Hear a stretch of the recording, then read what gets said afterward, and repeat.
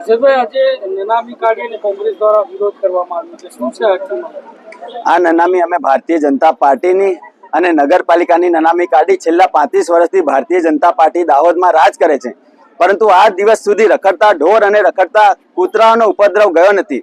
દાહોદ શહેરીજનોને કૂતરા કરડે છે, દાહોદ શહેરીજનોને આ રખડતા ઢોર નુકસાન કરે છે. 7 દિવસ સુધી લોકોને પીવાનું ચોખ્ખું પાણી નથી મળતું. 1500 થી વધારે દાહોદ શહેરમાં સ્ટ્રીટ લાઇટો બંધ છે, ગટરોના ઢાંકણા તૂટેલા છે, ગટરો ઉભરાય છે. જન્મ અને મરણના દાખલા માટે લોકો એક મહિના સુધી દાહોદ નગરપાલિકાને ધક્કા ખાય છે, તો પણ લોકોનું કામ નથી થતું. એટલે સામાન્ય જનતાની વાત સાંભળવામાં નથી આવતી. એટલે અમારે અહીંયા છેલ્લા 22 દિવસથી હું ઉપવાસ પર બેઠો છું. દાહોદ શહેર સમિતિ બેઠી છે, દાહોદ જિલ્લા કોંગ્રેસ સમિતિ બેઠી છે, તોય છતાં વાત સાંભળવામાં નથી આવી. એટલે હું આજથી આ મરણ ઉપવાસ પર બેસું છું અને અન્ન અને જળનો ત્યાગ કરું છું. અને જ્યાં સુધી દાહોદ શહેરીજનોનું કામ ન થાય ત્યાં સુધી બેસવાના છે.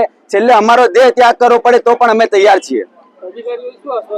અધિકારીઓ ક્યારના કે છે, વારંઘડી અમે આવેદન આપ્યું, પણ અધિકારીઓ કે છે કે 90% કામ થઈ ગયું, 90% કામ થઈ ગયું. છેલ્લા 10 વર્ષ થયા, પરંતુ કામનું 90% કામ પૂર્ણ થતું નથી. સ્માર્ટ સિટીને 10 વર્ષ થયા, એ પણ ખતમ થઈ ગઈ, પરંતુ 90% કામ આમનું કદી પૂરું થયું નથી અને થવાનું નથી. અમારી આ સમસ્યાનું સમાધાન તમે લિખિતમાં જવાબ માંગ્યો તો એમનું શું કહેવું?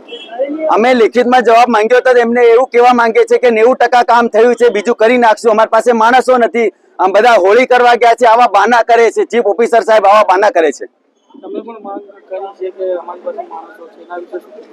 મેં એમને કીધું છે કે અમારા માણસો પકડી લેશે, તમે એક ચીફ ઓફિસર મૂકો અને પાંજરું આપો, અમારા માણસો પકડશે. અને ગૌશાળા માટે તમને માણસો નહીં મળતા હોય તો અમારા દાહોદ શહેરીજનો, અમારી પાસે ઘણા માણસો છે, મફત અમે ગૌશાળા બનાવવા લાગ્યા, પણ એનું તાત્કાલિક ધોરણે કામ પૂર્ણ કરો ને મને લેખિતમાં આપો કે અમે સ્ટ્રીટ લાઇટો આટલા દિવસમાં રિપેર કરી દેશું, ગટરો આટલા દિવસમાં સાફ કરી નાખશું, કૂતરા અને ઢોરો આટલા દિવસમાં પકડી દેશું. એમ લેખિતમાં તમે આપો, પછી અમે ત્યાંથી ઉભા થશું, એવું મેં કીધું છે.